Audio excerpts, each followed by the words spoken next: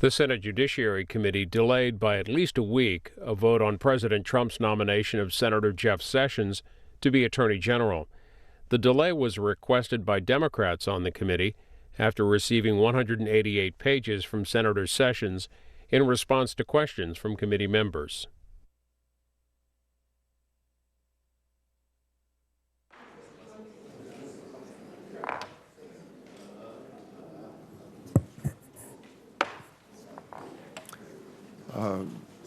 Good morning and welcome to the first markup of the 115th Congress. I would again welcome Senator Feinstein as our new ranking member, even though she's been a member of this committee for a long time. We recognize Senator Sass, and Craple's not here now, but he's a new member, and Senator Kennedy.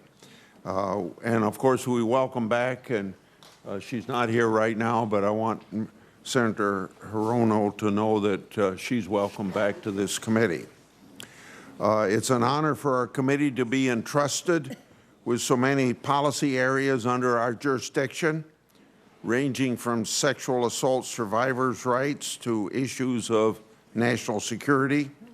And we accomplished good things in the 114th Congress. We held 99 hearings. We reported 30 bills, every one of them bipartisan, and 24 of the 30 were passed by the Senate, and 17 of them became law. Among the major bipartisan statutes reported by our committee were the Comprehensive Addiction and Recovery, the Defend Trade Secrets, the Justice for Victims of Trafficking, the Justice Against Sponsors of Terrorism, and during last year's markup of the Adam Walsh reauthorization, we had added a Sexual Assault Survivors Bill of Rights, which the House later passed with some minor changes, and the President signed. These legislative successes are the product of hard work and dedication of committee members, as I said, both sides of the aisle, because everyone was bipartisan. There are a number of bipartisan measures that our committee reported that remain unfinished business for the 115th Congress, which remain priorities for me, and I look forward to working with members of both sides to finish this important work. And I've had a discussion with Senator Durbin on the point of criminal justice reform. Turning to our agenda today, Senator Sessions' nomination to serve as Attorney General is on the agenda for the first time, and I've been told that people on the Democratic side of the aisle, including the ranking member, are requesting that his nomination will be held over for a week, and of course that will be done. I want to inform members that by committee rule, any member can hold over the nomination. So, of course, we honor that request. And I note for the record that we have a quorum now, more than a quorum now, so that will be held over for the 1 week under our rule that you have to have a quorum present to do that. I look forward to reporting his nomination out of committee next week. There will be plenty of time to debate his nomination next week, and I just want to note that we held a full and fair hearing for Senator Sessions 2 weeks ago. It started at 9:30, went till 8 into the evening so that everyone had ample time to ask questions. And I want to say that I hope I said at the hearing, I appreciated everybody's cooperation during that period of time. We allowed more time for members to submit questions for the record than the committee did for Attorney General Holder. Members submitted those questions, and we've received Senator Sessions' answers. Next, we have some organizational business to attend to, as this is our first committee business meeting of the year. Before we take actions on that, I wanted to explain what it was, and then we will hear from the ranking member. Our staffs are still working on committee rules for this Congress, so we'll turn to those hopefully next week. This week will approve an authorizing resolution for our committee funding. Senator Feinstein and I have already agreed on that funding resolution or authorizing resolution. Finally, we'll adopt subcommittees and memberships today. The subcommittees will be the same 6 subcommittees that we had in the last Congress. These have been circulated, and so now with that introduction and remarks on my part, I turn to Senator Feinstein. Thank you very much. It doesn't seem to Yeah, work. well, no, I bet I turned it off. I'm sorry. Hello? Yeah. Yes, thank you. Thank you very much, Mr. Chairman. And as I've said to you before, I very much look forward to working with you. As you know, we've worked together on the drug caucus for some years now, and I look forward to having the kind of relationship that if there's a problem, I can bring it to you and we can get it settled. And vice versa. Thank you. And I want to pay tribute to my good friend, and he is a good friend, and in a sense, in a real sense, a mentor, Senator Leahy. Senator Leahy has been on this committee for a long time, a little bit longer than I have, and I found him to be a mentor and stalwart and stand-up, and I hope some of those characteristics, in a modest way, fell over on me. So as the rules, Mr. Chairman, of the committee allow, and as we have done for most nominees during the last several Congresses, I'm asking that the vote for Senator Sessions be held over until next week. And I'd like to take a few moments to explain why. The Attorney General, as we all know, is charged with enforcing our laws and Constitution. He must be vigilant, fair, and even-handed. The Department of Justice must be out front and strong. It must protect the rights of women and minorities. It must protect voting rights and all of our constitutional rights. This nomination is a very big deal. On Sunday, we received 188 pages of responses to questions submitted for the record following the Sessions hearing. Our staff needs time to go through these answers, and we need time to put them in context with what we know and what we've learned about Senator Sessions' record. In addition, we've been told that some members may have follow-up questions they would like to submit. And I also believe it's important to reflect on this nomination in light of the demonstration we saw this weekend. What we saw in my quarter of a century on this committee was very unusual. On Saturday, there was a massive outpouring of hope and optimism. At least 500,000 people gathered in Washington. Some say as many as 800,000. In Los Angeles, estimates were 750,000 people marching together, the largest demonstration in the last decade. It was really unusual to see the diversity. Men and women came together. Families came. College students came. Young children came. There were marches in blue states and red states, from Alaska to Mississippi and from South Dakota to Hawaii. In fact, there were marches all around the world, from Kenya to Milan and Auckland to Mexico City. Millions are estimated to have gathered. I thought it was very unusual to see such large crowds and such sheer joy. No violence. In fact, to the best of my knowledge, there were no arrests. And it's unusual to see this kind of dedication to the principles and values of this nation. Hundreds of thousands of passionate individuals went to the streets to support women's fundamental rights as well as equality for all. On Saturday night, I happened to run in with some of the delegations. They were from Los Angeles, Colorado, Arizona, Connecticut, and elsewhere. They just glowed. They shared an elation and commitment that actually I have never seen before. It was really palpable. There's no other way to say it. They want to have their voices heard. They want to ensure equality for all. And they want to know what steps they can take to fully participate in what they see as the crowning glories of America. Our country's principles and values derive from our Constitution and laws. They are ensuring equal rights for all, upholding voting rights for all, demanding equal pay for equal work, maintaining workers' rights, and protecting our environment. It is these principles, these values, that the Attorney General must defend. He must be a zealous advocate for the American people, all of the American people. The one question that several marchers asked me was, what can I do? I told them they need to get out there, make their voices heard, call your members, state legislators and local officials, organize, run for office, play a direct role in governance. Don't wait for someone else to do it.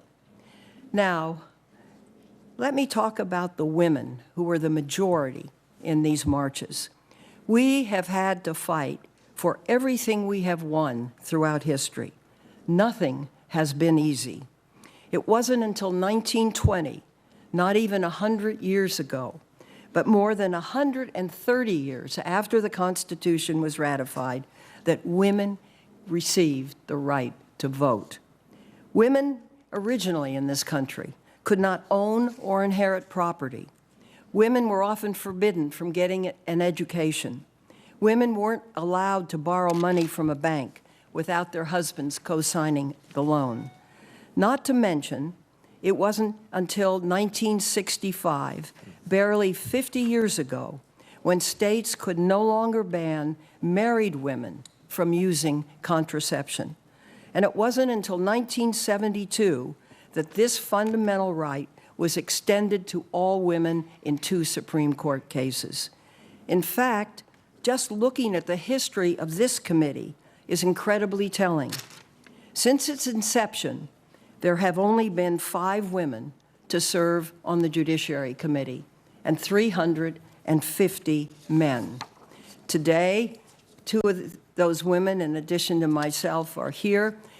Senator Klobuchar from the great state of Minnesota, Senator Hirono from Hawaii, and this is the most women that have ever been on this committee. So our history in this march and in what we're going to do on the Attorney General is really very important. We still do not have equal pay for equal work. Studies vary, but we know women are paid only roughly 75 to 80 cents on the dollar. A simple Equal Rights Amendment passed the Congress in 1972, was ratified by 35 states, but fell short of becoming part of the Constitution by just 3 states. And here's what it said: equality under the law shall not be abridged on account of sex. Why? Women were serving different criminal sentences than men in many states. And so it goes on and on. And of course, a woman's right to have control over her own body, her own reproductive system, continues to be under attack. Not only are new restrictions put in place to limit women's access to reproductive health care services, but outright bans are being passed across the country.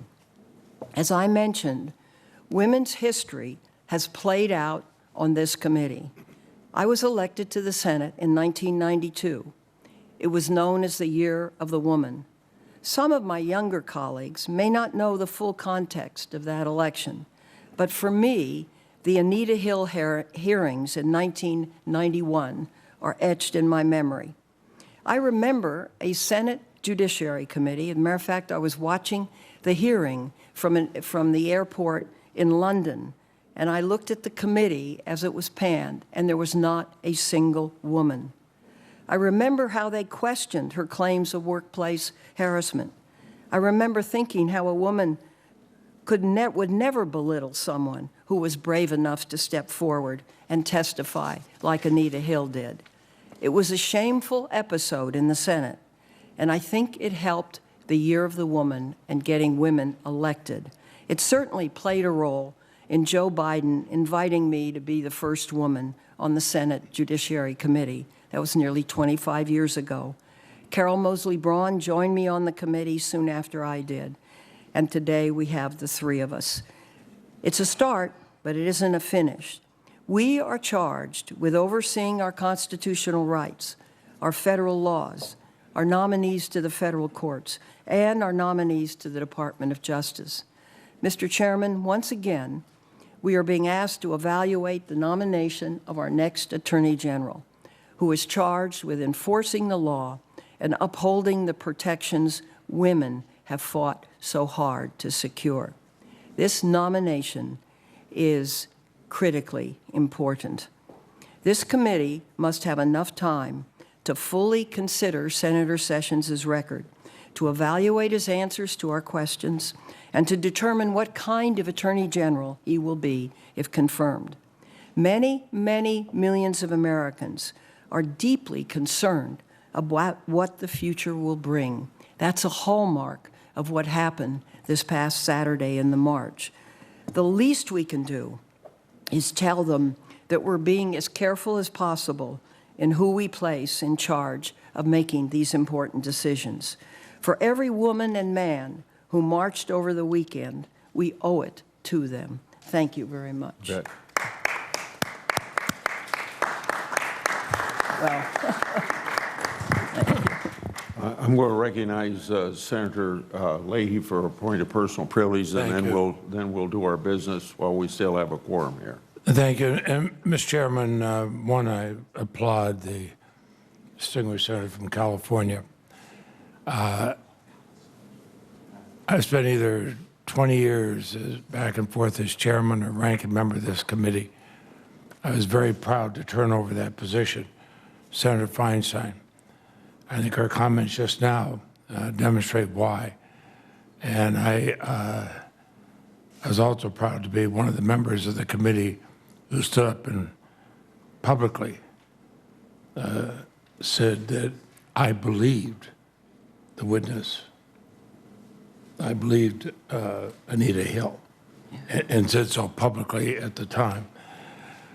And it influenced my vote. But we've had 352 members who served here, counting Senator Feinstein. Only 6 have been women. I sit on the Senate floor. I've enjoyed working with her on countless issues, ranging from national security to immigration reforms. She's broken down barriers throughout her career. This is just one more example. I'm just giving her a copy of what I said about her on the Senate floor. thank you. I did it with total pride and with a complete understanding. As I step off this thing, I could not leave it in better hands. So thank you.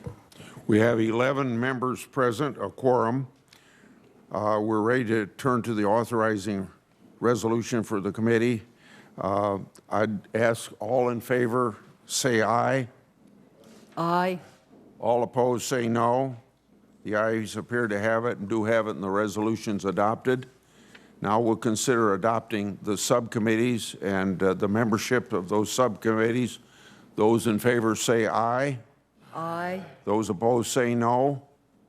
The ayes appear to have it and do have it, and the resolution on subcommittees is adopted. I now turn to Senator Leahy for another point of personal privilege. Thank you. Thank you very much, Mr. Chairman and Ranking Member Feinstein. It's our first business meeting, the first business meeting in this Congress. I want to recognize the remarkable service of my Chief Counsel, Christine Lucius, whom we all know. She's been with the Judiciary Committee for more than 14 years. When she became my chief counsel, we were debating 2 of the most complicated and contentious issues in recent years: gun violence and immigration policy. She took the reins of my committee staff with steadfast leadership and the commitment only a true Senate staffer can show. All those who have worked with her, regardless of party, have seen firsthand her intelligence, her drive, her effective advocacy. I've been here 42 years. I think what she did throughout that time was an example to everybody of what the finest, the absolute finest, can be in someone who works for the Senate. I've often said that senators are constitutional impediments to their staffs. Christine bears true to that. Her accomplishments are many. Her impact on this committee's activities can't be overstated. Her friendship is one I'm forever going to hold dear, both for her and her husband and her children. So to that end, Mr. Chairman, I ask the committee to consider the following committee resolution, which I'll read. Whereas Christine Lucius served as the Senate Committee on the Judiciary Committee Staff Director from 2013-2017, whereas Christine Lucius served as General Counsel and Deputy Staff Director from 2006-2013, whereas Christine Lucius obtained her Doctorate of Jurisprudence from Georgetown University Law Center, whereas Christine Lucius has been an invaluable source of guidance and strategy on legislative issues in the committee's handling of judicial and executive nominations, where she is vital to a successful effort to enact meaningful legislation, including the Matthew Shepard and James Byrd Jr. Hate Crimes Prevention Act, the USA Freedom Act, and the FOIA Improvement Act, whereas Christine Lucius was instrumental in the successful effort to reauthorize the Violence Against Women Act, the Trafficking Victims Protection Act, the Bulletproof Vest Partnership Grant Program, and the Justice for All Act, and whereas Christine Lucius has furthered efforts to protect citizens' right to vote through her work regarding the Voting Rights Act, has provided integral insight as the committee considered comprehensive immigration reform, was essential to the committee's consideration of 6 Supreme Court nominations. Now be it resolved, the United States Senate Committee on the Judiciary commends Christine Lucius for years of dedicated service, leadership and service to the Committee on the Judiciary and to the United States Senate, and extends its deep appreciation to Christine Lucius for years of service. You heard the resolution, and I'd like to say without objection, it would be adopted. Okay. I hear no objection. It's adopted. I'd like to speak just for a minute and echo what Senator Leahy has said about Christine. I want to thank you, Christine, for your hard work. We all know how that has worked out to have the committee function very diligently and get a lot of work out, because you work well with both Democrats and Republicans. All of us know that we wouldn't be able to get as much done around here without not only your hard work, but the hard work of a lot of your colleagues. So I thank you, Christine, for helping the committee be successful, and wish you well in your professional life. Senator Feinstein, you wanted to speak too on the point? Very briefly, I've just become Senator Leahy's successor, and so have inherited some of the staff. And from my perspective, see how well Christine has done. She is smart, she's tough, she's a fighter, and she has run a very good operation, Senator Leahy and Senator Grassley. So I am also pleased, and I know my colleagues join with that in saying, where is she? Christine, thank you for everything that you have done for this committee. It is very much appreciated.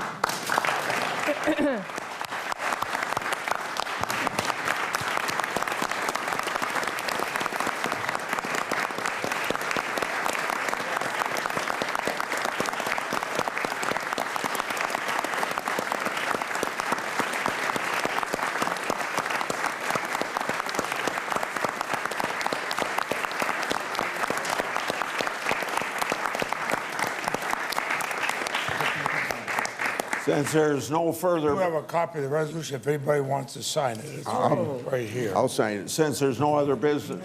Oh, you want to speak? Oh, yes, submit for the record. Senator Durbin. Anybody else as well? All business done. We will adjourn. I'll be glad to sign it too. There you go.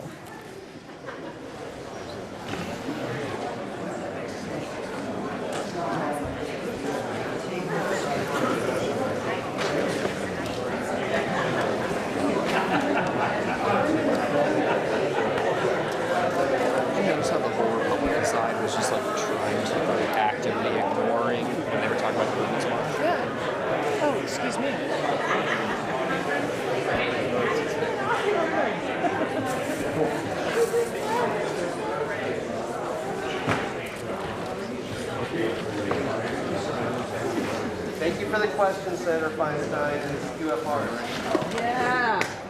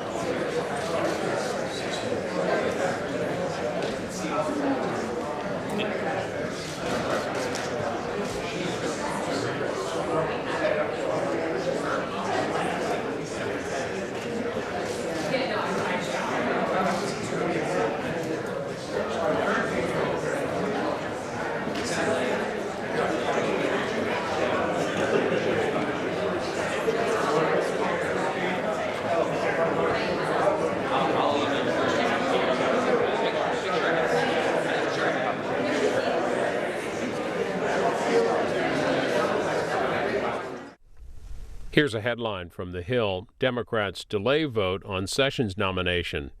They write, Senate Democrats are delaying a vote on Senator Jeff Sessions' nomination to be President Trump's Attorney General, arguing they want more time to review the pick.